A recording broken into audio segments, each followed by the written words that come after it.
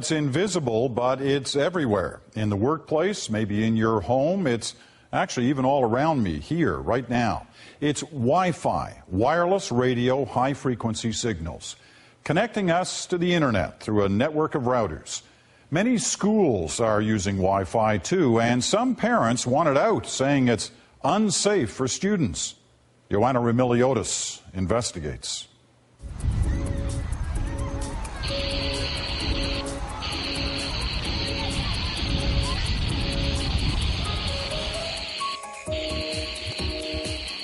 I'm scared every day. I don't know what's going to happen. I don't know if he's going to, if I'm going to get a phone call saying that Jeremiah's in the hospital.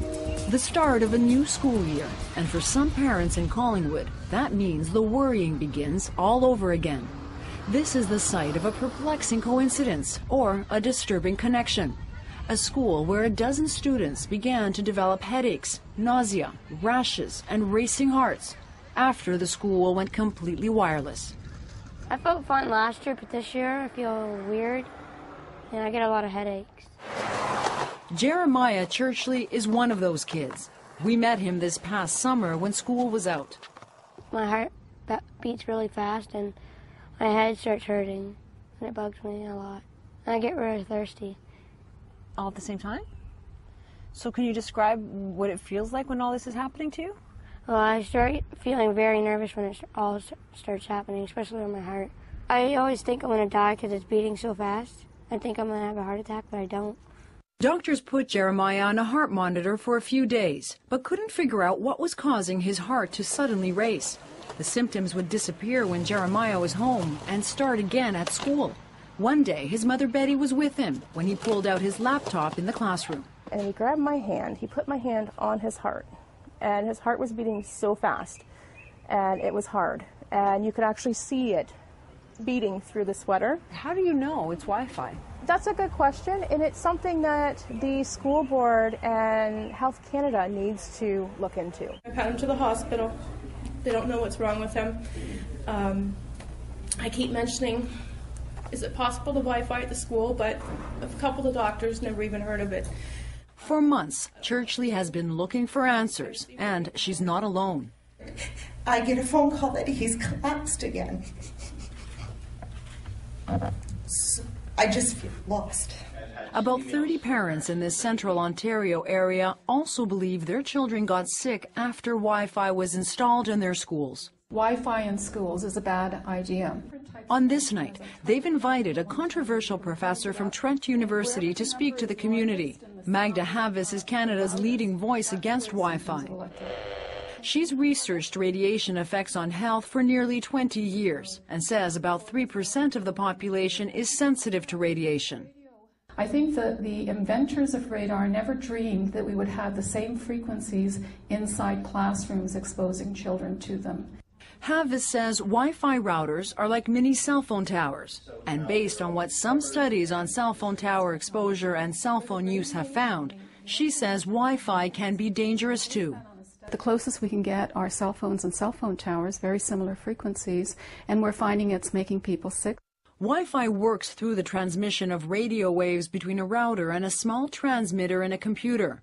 The radiation signals are about 50 times weaker than a cell phone. But critics say a child in a school that is completely wireless is spending the day under a Wi-Fi smog, constantly exposed to radiation signals from many transmitters from the hours of 9 to 3 every day. In fact, in these parts, there's no getting away from Wi-Fi in classrooms. In the last 2 years, the wireless technology has been installed in more than 100 schools in the area. There's one up by the ceiling that provides coverage for this area. We got a tour of Mountain View after students had gone home for the summer. 8 routers are in place here. There's even one in the kindergarten class. Parents like Churchley have offered to pay to have the school hardwired and say they aren't asking for much more. Getting somebody, a professional, in to investigate. Either turn off the Wi-Fis, all of them, for a few months and see how the kids act. Brad Saunders is the chair of the Simcoe County District School Board. Why not turn off some of the transmitters? Why not, take a cautionary approach until the debate is settled? Well, because we don't think a cautionary approach is warranted. We've heard nothing from knowledgeable people to indicate to us that Wi-Fi is a health hazard for children. And we've done our homework on that, and either the people who we're talking to are misguided or are lying, and I don't believe they are, and so I trust the advice we're getting. The board did consult with a lot of experts after parents raised concerns. Provincial health authorities, a radiation scientist, and checked in with the final authority on the issue, Health Canada. All say Wi-Fi is perfectly safe. And is the parents' knowledge or their belief not enough? No. Why not? Well, again, it goes back to our belief in the advice from Health Canada. We have to put our belief somewhere with somebody who's knowledgeable. With the greatest respect to these parents in Collingwood, I don't think they're as knowledgeable as Health Canada. I don't think they have access to the same resources as Health Canada, and therefore that's where we place our faith. Health Canada sets the rules on how much exposure is too much in Safety Code 6. I went to Health Canada to ask how they come to those conclusions. Beth Peterson is the Director of Environmental and Radiation Health Sciences at Health Canada. There are thousands, literally thousands of articles have been published over the years. Internationally, it's been studied a lot, and there's no evidence that connects any health effects, health effects with exposure.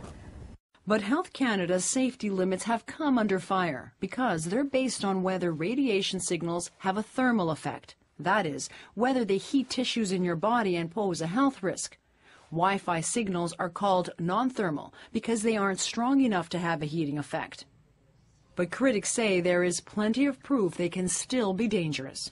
When you look at research done elsewhere, what they're finding is there's absolutely no heating possible, and yet you're having these reactions. The blood starts clotting, people can't sleep at night, they develop headaches, and this is well below the thermal guidelines. And I think and so far our government has basically said, well, that can't be. There must be something wrong with the way they did the studies, but you can't start faulting thousands and thousands of studies.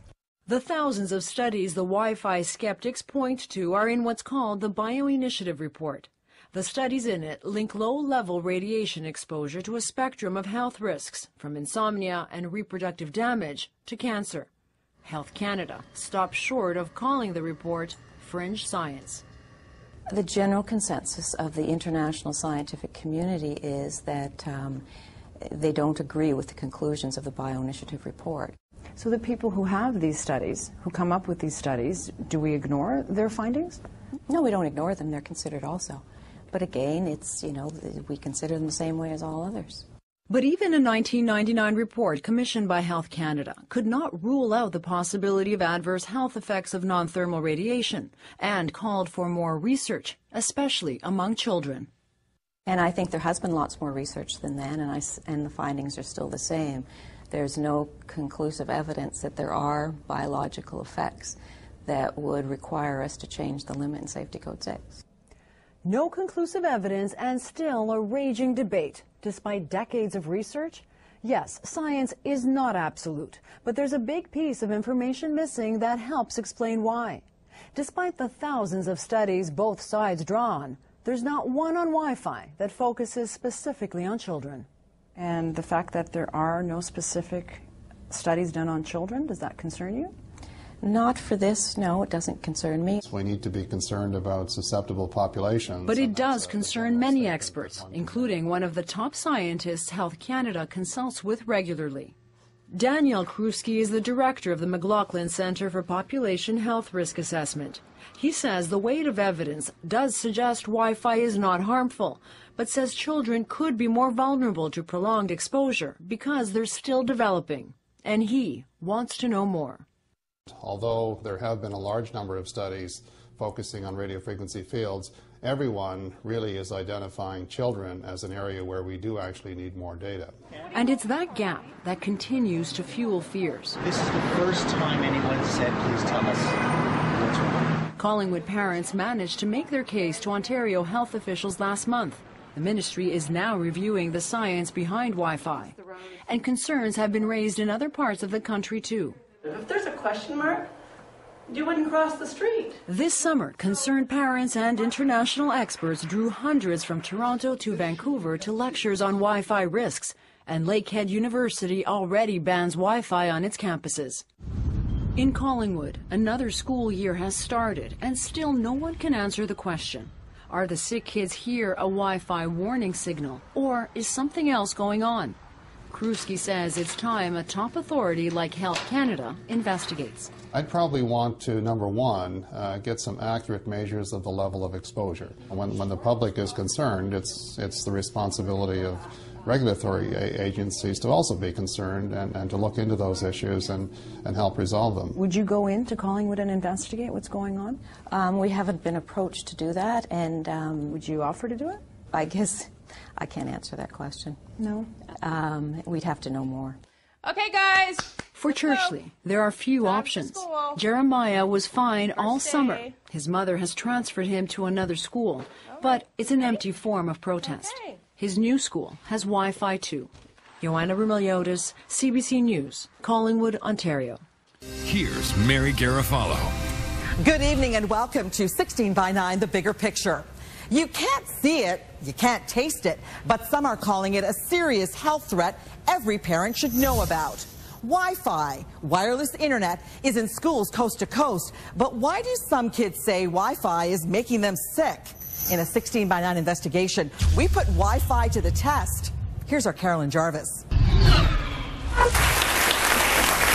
They are gathering by the hundreds, hacking a public forum in Toronto, filling a school board meeting in Peterborough. I don't know what I'm going to do if you have Wi-Fi in there. I can't do this to my daughter. I cannot put her through this experiment. And assembling at a church in Vancouver, a fever pitch building over what they see as a threat invisible to the eye. Society in general doesn't want to lose a convenience at the expense of safety. They're talking about radiation exposure from Wi-Fi or wireless internet, and they're concerned it's making their kids sick. I just think that we don't know, so why risk it? Today, schools across the country are rushing to install it, but these students say the convenience isn't worth the risk. I had heart racing, headaches, nauseous. It's a really weird feeling. Weak, and I'm really shaky. And when they're not at school? Does it happen on the weekends? No. There's no rhyme or reason to the symptoms. They range from headaches to nausea, heart palpitations, even rashes. So 16 by 9 wanted to find out exactly what, if any, threat exists in schools. So we went with this man, industry tester Kavinder Dillon, to measure the radiation levels in a typical wireless classroom. Is it fair to say that this would give us an average sample size of what we'd be seeing in a typical classroom? Yes, we're going to be concentrating on this area. So this will basically give us what the proportional rate is. To simulate an actual classroom, we set up each computer to stream video, constantly receiving information. From the devices that are being set up right now, and we got our antennas hooked up, and we're getting the real-life signals with the correction factors from the antennas and the cable losses. Right now, we are basically 113.8 microwatts. So, in effect, according to Health Canada, this classroom would be deemed safe. According to the criteria, yes. So next, we go out into the hallway to check the router, one of several in the school fixed to the ceiling. The levels here hit 2,600 microwatts, 20 times the reading inside the classroom. People who are actually in the industry who are testing this, they feel this is a high limit. This is very high. Really? Yeah. You heard him. Our industry tester calls that level high, but it's still well within Canada's safety guideline. Now, that guideline is a thing called Safety Code 6. It sets the limit for radio frequency radiation exposure, and Health Canada says there's no way the levels we found are causing those headaches and heart palpitations. And Beth Peterson of Health Canada says the science backs it up. There's no evidence, scientific evidence, that those kind of effects are caused by the energy limits that kids are exposed to by Wi-Fi. Health Canada sets the limit at 10 million microwatts per meter squared. Now, that might not mean much to most of us, but in 2008, Toronto's Board of Health said it's way too high and asked Canada's Minister of Health in this letter for much stricter regulations, 100 times more strict. Health Canada never changed a thing. Still, no matter what any guideline says, these parents say they've seen it for themselves and Wi-Fi is harming their kids. So she had to hold on to friends in order not to collapse on the floor. She had headaches, and we're not talking just regular headaches. They were extreme headaches where the secretary would call me. I'd have to come pick her up. According to this doctor, there's good reason to believe these kids are telling the truth and not just making up some excuse to skip school. There's no question in my mind it exists. Dr. Jennifer Armstrong specializes in environmental medicine. The big thing with kids is they're more vulnerable. Why? Children are more vulnerable. Their skulls are thinner. Their bodies are not as strong as ours in general. They're developing, their brains are developing. So you expose children to radiation and their little bodies don't handle it as well. And cardiologist Dr. Stephen Sinatra agrees. As a parent, if I had a young child, would I want to use my child as an experiment to see if it's going to take 30 years or 20 years or 10 years to become sick? No, not me. And the thing is, we have to sacrifice accelerated education and convenience. And basically, we have to look at the safety of our children. We have to do it as a society. Well, 16 by 9 wanted to test the power of Wi-Fi, so we went to visit environmental scientist Magda Havis from Trent University to do another test. Professor Havis's subject, Martin, who calls himself electrically sensitive, is hooked up to a heart monitor, and Havis sets up a wireless computer. Well, what we're going to be doing is we're going to be taking Martin and exposing him to microwave radiation from Wi-Fi, the same type of thing that we have in schools, for example, and just monitoring his heart to see if his heart reacts to any of the radiation. He won't know when things are turned on or off, so it's going to be a blind study in that regard. With the Wi-Fi plugged in, Martin's heart rate accelerates in mere moments. Now I can feel something. It's going through my chest. I feel it down in my legs too. The closer the router is, the greater his reaction. A few seconds ago, it was like my chest was actually jumping in the middle here. Then, seconds after the wireless internet is unplugged, just like that, his heart rate slows down. Martin, how are you feeling right now? Fine, I don't think there's anything on. But listen to this. Those levels Martin was exposed to, well, they're acceptable according to Safety Code 6. So if they're safe, why was his heart racing?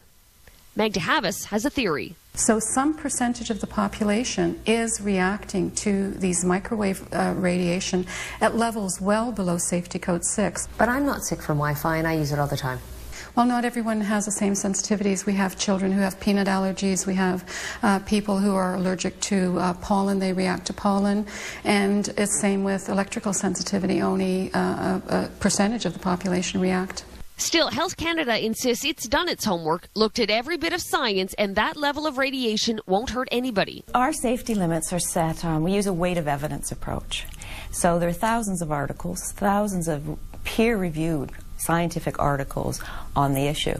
16 by 9 wanted to take a look at that evidence, so we asked Health Canada for its science. They sent us this, a list of 16 studies entitled Specific to Wi-Fi. So we did our own homework going through every study, and not a single one looks at whether Wi-Fi in schools poses a health risk to students.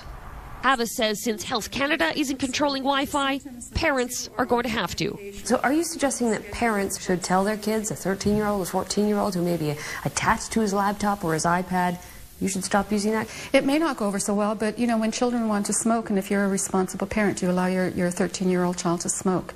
In my mind, there's no difference between the two. If anything, I think maybe microwave radiation is going to show up to be much more harmful than smoking, simply because of the amount of exposure that we're seeing in our everyday environment. So how about the people who make these products? We asked to speak to Wi-Fi manufacturers about the possible health effects, but they declined our request for an interview. The organization that represents them, the Wi-Fi Alliance, did, however, provide 16 by 9 with this written statement. Wi-Fi technology meets all national and international safety requirements and emits signals that are typically hundreds to thousands of times below the safety limits. All well and good, but back in the schoolyard, these kids may have reason to wonder if it's safe to go to school. What do you want done? For them to turn it off. Do you feel like there's anything you can do? No. I'm pretty sure they won't listen to us kids. As some schools in Canada race to install Wi-Fi, there are other schools that are concerned about reports of headaches, hyperactivity, and increased heart rates in children. Should we be concerned about wireless technology? And what exactly does it emit? Here again is our Carolyn Jarvis. Across the country, these parents, teachers, and experts are saying the same thing. There are children getting sick, and I don't think it's worth the risk. I really hate sending her to school, given the environment that she's in. Wi-Fi is toxic. It's a different form of toxicity, but it's toxic to our bodies. He would often complain of heart palpitations or chest pains. I'd start getting headaches, foggy vision, and just all weirded out. To expose my kids knowingly is very frightening for me. For me as a parent, I find it incredibly frustrating and scary and sad that no one's even listening to the concerns of the parents. Their concern? That radiation from wireless computers and this little contraption mounted in the hallways and classrooms of schools can make students sick. It's Wi-Fi, and Health Canada says there's no risk from the radiation it emits. That's just simply not true. That's simply not true. Dr. David Carpenter is a world-renowned expert in environmental toxins in Albany, New York, and he says the Canadian government is just plain wrong. What we do is look at the weight of the evidence. But that's what they said they did. They didn't. The weight of the evidence demonstrates clearly that exposure to radio frequency radiation causes disease. The evidence is strongest for cancer. Cancer caused by Wi-Fi emissions certainly doesn't add up with Health Canada's insistence that Wi-Fi is safe. So you're saying that their science is faulty, or their analysis of the science is faulty? Their science is faulty, and certainly their analysis is faulty. You can selectively look at literature, but there's been evidence for harmful effects of microwave radio frequency radiation for 30 or 40 years. Why choose to ignore that? How does that possibly benefit them? When you acknowledge you have a problem and you're a government agency, you have to do something about it. Canada's government might not be doing anything about concerns, but in France, the town of Aéroville-Saint-Clair is. It's the first municipality in the world to remove Wi-Fi from schools and public buildings. Moi, j'ai un devoir en tant que maire. Mayor Rodolphe Thomas says he's taking a precautionary approach because he's not willing to gamble with the health of children here. So this town that 10 years ago went wireless ahead of everyone else became in April of 2009 the first to shut it down. Le Wi-Fi est un outil. Wi-Fi is an important tool, he says, but there are places it simply shouldn't be, like schools. So now, all but 2 schools here are Wi-Fi free, and the town plans to strip Wi-Fi from all its public buildings by the end of the year. But Aéroville-Saint-Clair isn't returning to the dark ages. In fact, it's once again on the cutting edge of technology. It's installed a state-of-the-art fiber optic system that's faster, more stable, and according to the people here, safer. Etienne Sandrier leads an awareness group against wireless technologies. People could see that they were victims, that it was not that innocuous, that some people really suffered from this. So it started a real interrogation among the public, and people said that, well, if it's not absolutely necessary, why should we use the thing? And parents around here are applauding the change. She says removing Wi-Fi is a good thing for students. And while other European countries might not be pulling Wi-Fi, they are taking a stand. In 2007, Germany recommended children limit their use of Wi-Fi, uncertain of its long-term effects. And in Britain, a handful of public schools decided independently to remove it. But back in Canada, there's no precautionary approach. Wi-Fi is going up, not coming down, leaving students like Mackenzie Honing with no good option. Go to school and feel sick. It's just kind of weird. It felt like my heart kept skipping beats. Or don't go to school at all. I noticed that every time I came home for the weekend, it started to get better, and by Sunday I'd feel normal. No headaches or anything like that. Well, this is the petition. Mackenzie's mom, Linda, is fed up waiting for the government to change its mind, so she started her own campaign, hopeful more parents will join her. We don't have 10 years on this issue because the exposure of radiation for the kids is harmful. Environmental health expert Dr. Carpenter says it's time we stop turning a blind eye to the risk.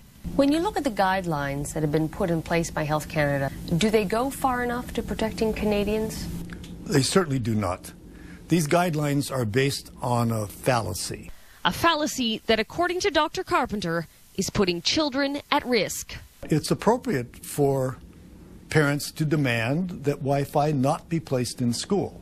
Not because we have proof at this stage that it's harming the children, but because we have absolutely no evidence that it's safe, contrary to what any government agency says.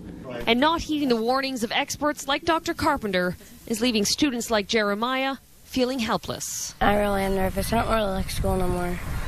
You used to like school? I used to love it. I'd get mad if I missed a day. Dr. Carpenter warns there may be many missed days or worse for students like Jeremiah if change doesn't come soon. You don't want to wait until you can count the bodies before you tell the public that there is a serious potential of harm. And with regard to the issue of Wi-Fi in schools, this is exactly where we are.